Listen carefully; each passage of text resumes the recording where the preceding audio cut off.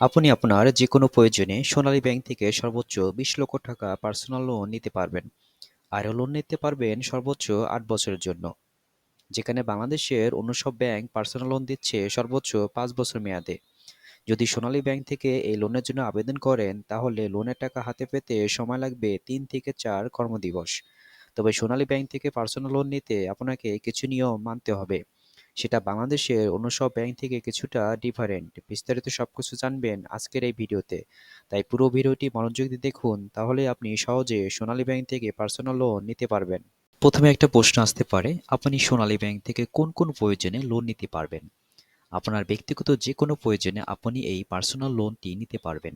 হতে পারে আপনি আপনার ঘরের জন্য আসবাবপত্র ক্রয় করবেন, একটা ল্যাপটপ ক্রয় করবেন, অথবা ব্যক্তিগত যে কোনো প্রয়োজনে পার্সোনাল লোনটি খরচ করতে পারবেন। সোনালী ব্যাংকে এই পার্সোনাল লোন কারা আবেদন করতে পারবেন? সোনালী ব্যাংকের পার্সোনাল লোনটি প্রথমে স্যালারিজ বা বেতনভুক্ত পেশা শ্রেণীরা আবেদন করতে পারবেন। বেতনভুক্ত ব্যক্তি বলতে আপনি কোনো সরকারি চাকরি করেন, অথবা আপনি কোনো স্বায়ত্তশাসিত প্রতিষ্ঠান বা প্রাইভেট কোম্পানি বা শিক্ষা প্রতিষ্ঠানের স্কুলের টিচার হিসেবে কাজ করেন। সেখানে স্যালারিটা আপনার ব্যাংক অ্যাকাউন্টে জমা হয় অথবা সোনালী ব্যাংকের অ্যাকাউন্টে জমা হয়। আপনি যদি এই ক্যাটাগরির মধ্যে পড়েন, তাহলে আপনি সোনালী ব্যাংকের পার্সোনাল লোনে আবেদন করতে পারবেন। দ্বিতীয়টি হচ্ছে পেশাদার শ্রেণী, যারা আছেন ডক্টর, ইঞ্জিনিয়ার বা আর্কিটেক্ট সিএ কমপ্লিট করা। তারা মানে আপনি প্রফেশনাল কিছু করে থাকেন, সেক্ষেত্রে সোনালী ব্যাংক থেকে পার্সোনাল লোনের জন্য আবেদন করতে পারবেন। তৃতীয় হচ্ছে ব্যবসায় শ্রেণী। আর আপনি যদি কোনো ব্যবসা করে থাকেন আর সেটা সোনালী ব্যাংকের সাথে ম্যাচ করে, তাহলে আপনি সোনালী ব্যাংক থেকে পার্সোনাল লোনটি নিতে পারবেন। এবার আসি, আপনি যদি সোনালী ব্যাংক থেকে এই পার্সোনাল লোনটি নিতে আবেদন করেন, তাহলে সর্বনিম্ন কত টাকা এবং সর্বোচ্চ কত টাকা লোন পাবেন? দ্বিতীয়ত হচ্ছে এই লোনে ইন্টারেস্ট রেট আপনার কত হবে? তৃতীয় হচ্ছে এই লোনের মেয়াদ সর্বনিম্ন এবং সর্বোচ্চ কত হবে?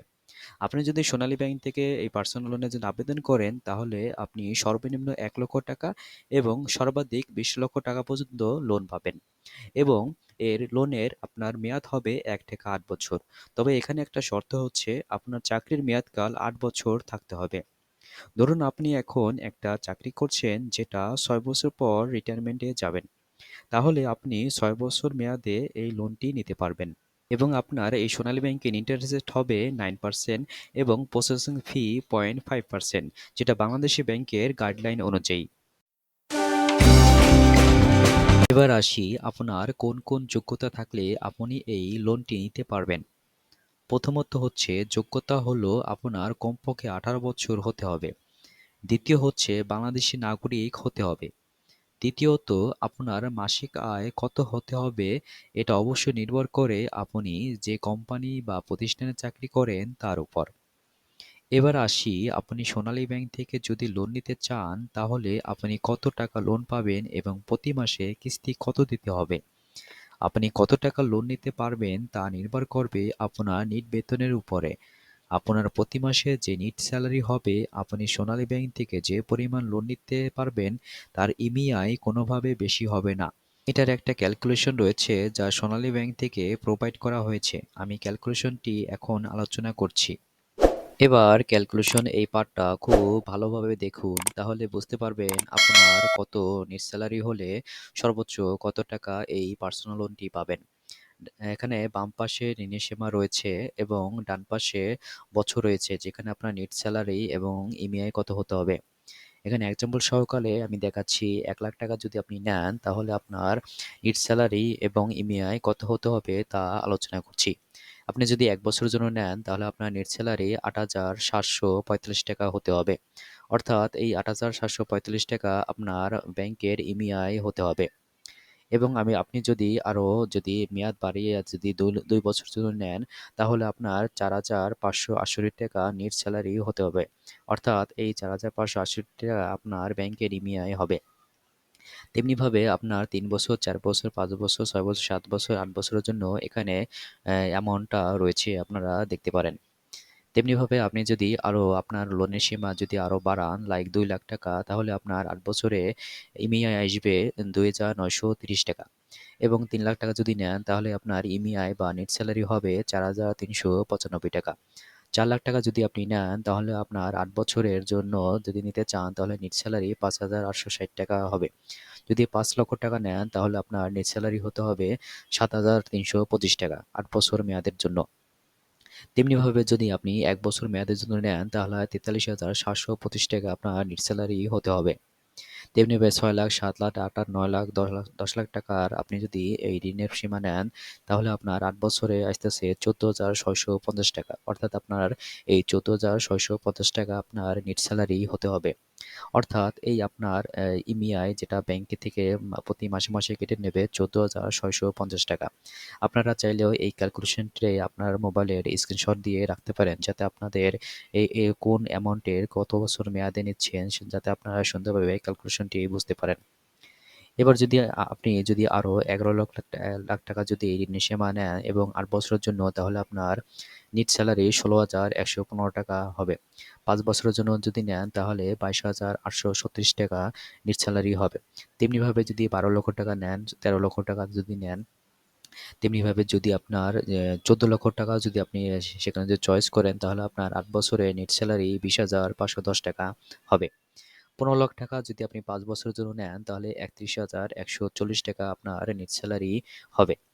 এবং ১৬ লাখ টাকা যদি আপনি ৩ বছরের জন্য নেন তাহলে ৫০,৮৮০ টাকা। তেমনি ১৭, ১৮, ১৯, ২০ লাখ টাকা নিলে আপনার এরকম একটা ক্যালকুলেশন চলে আসবে, যেটা আপনারা খুব ভালো মতোই বুঝতে পেরেছেন আমি বিশ্বাস করি। তেমনিভাবে আপনি যদি এই ঋণের সীমা অনুযায়ী আপনারা নিজে নিজের ক্যালকুলেশন করেন তাহলে খুব সহজেই বুঝতে পারবেন যে আপনার নেট স্যালারি অনুযায়ী আপনি কতটুকু লোন পাবেন। এবার দেখি এই পার্সোনাল লোনের জন্য আপনার কি কি লোন ডকুমেন্ট লাগবে। কিছু কমন ডকুমেন্ট আমি দেখাচ্ছি, তবে এর পাশাপাশি কিছু এডিশনাল ডকুমেন্ট লাগতে পারে। ব্যাংক আপনাকে রিকোয়ারমেন্ট দিয়ে দেবে। ডকুমেন্টগুলো হচ্ছে ২ কপি ছবি, এনআইডি কার্ডের কপি, বেতন সনদ অথবা পে স্লিপ, একটি মোবাইল নাম্বার, চেয়ারম্যান বা মেয়র সার্টিফিকেট। এখানে পাশাপাশি আপনার ২ জন গ্যারান্টির লাগবে। গ্যারান্টির ২ কপি ছবি লাগবে, গ্যারান্টির এনআইডি কার্ডের কপি লাগবে, বেতন সনদ অথবা পে স্লিপ লাগবে, একটি মোবাইল নাম্বার লাগবে।